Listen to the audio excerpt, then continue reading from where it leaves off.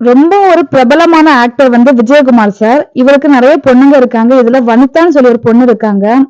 அவர்களோட மெய்மையை அசிங்கப்படுத்துறதுக்காக வந்தவங்கன்னு நெனைக்கிறேன் நான். எந்த ஒரு ப்ரோகிராம்க்கு போனாலும், அவங்க வீட்ல இருந்து ட்ரெஸ் சேஞ்ச் ஒழுங்கா வந்து ட்ரெஸ் எல்லாம் சரி பண்ணிட்டு போக மாட்டாங்கன்னு நெனைக்கிறேன்.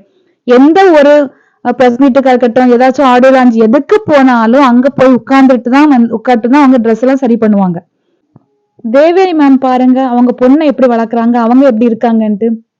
அவங்க எவ்வளவு பெரிய நடிகை. இந்த வனிதா வந்து அந்த அளவுக்கு கூட பெரிய நடிகை கிடையாது. ஆனா தேவயானி மேம் எவ்வளவு பெரிய நடிகை. ஆனா அவங்க எவ்வளவு அழகா வந்து சிம்பிளா, ஹம்பிளா எவ்வளவு நீட்டா அவங்க ட்ரெஸ் பண்ணிட்டு வராங்க. அவங்க பொண்ணுக்கும் அது மாதிரி தான் பண்ணி விட்டு கூட்டு வராங்க. எந்த ஒரு ப்ரோகிராமுக்கு போனாலும்.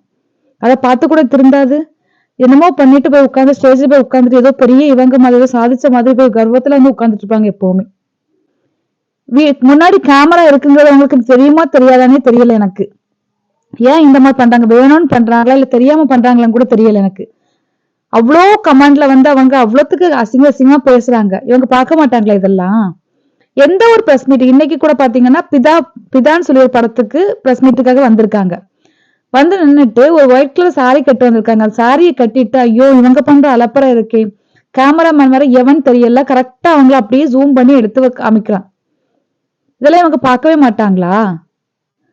ஒரு பொண்ணுன்னு சொன்னா எந்த அளவுக்கு வந்து ஒரு நல்ல பேர் வாங்கணும்னா ரொம்ப நாள் ஆகும்னு சொல்லுவாங்க. சீங்கிற பேர் வந்து சீக்கிரமா வாங்கிடலாம்னு சொல்லுவாங்க. இது வந்து எப்ப பார்த்தாலும் இது மாதிரி தான் பண்ணிட்டு இருக்கு. இது என்னைக்குதான் திருந்த போதோ தெரியல. இதே மாதிரி இருக்க பொண்ணையும் அதே மாதிரியே பண்ணி விட்டுட்டு இருக்கு. ஆனா இது சாரி கட்டிட்டு தான் வருது. சாரி கட்டிட்டு வரும்போதும் அது எந்த மாதிரி வந்து சாரி கட்டினா வந்து எவ்வளவு நீட்டா இருக்கும். இப்ப நம்ம தமிழ்நாட்டு பொண்ணுங்க எல்லாம் கட்டியாச்சுன்னா. ஆனா இது கட்டுறத பாரு. இது பொண்ணையும் அதே மாதிரி தான் வளர்க்குது. யாருக்கெல்லாம் வனிதா விஜயகுமார பிடிக்கும் இல்ல இவங்க வந்து பண்றது சரியே இல்ல இது மாதிரிலாம் பண்ணக்கூடாதுன்னு நினைக்கிறவங்க கமெண்ட்ல சொல்லுங்க.